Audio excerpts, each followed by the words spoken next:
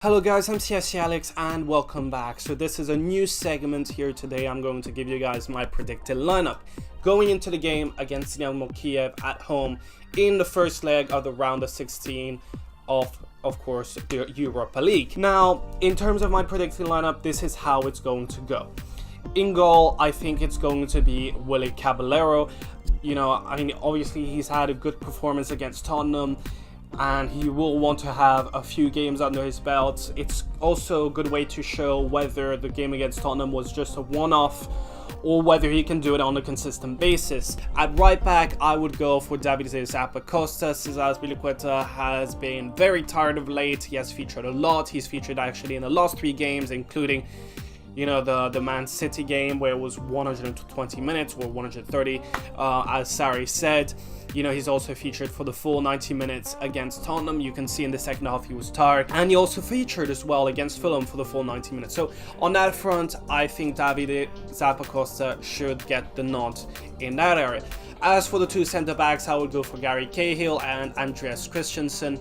I think, you know, we do need to see Christensen having more game time under his belt, and that would be good. And, you know, give someone like David Luiz and Rudiger a rest for the game against Wolves. At left back, I would go for Marcos Alonso, and that's mainly down to the fact that I want to see Emerson start on Sunday against Wolves. As for the midfield 3, I would go for Kovacic, Ampadu and Ruben. I don't see Ruben starting against Wolves as much as I might want to, but, you know, it's good for him to get some games under the belt, and I think the Europa League is especially good for him. Ampadu, he has performed as that right centre mid position. You know, he has performed as a backup to Kante, so yeah, it would be good to see him in that position. And Kovacic, well, we all know that defensively he's better than Jorginho, but he does have similar traits to Jorginho in terms of the passing.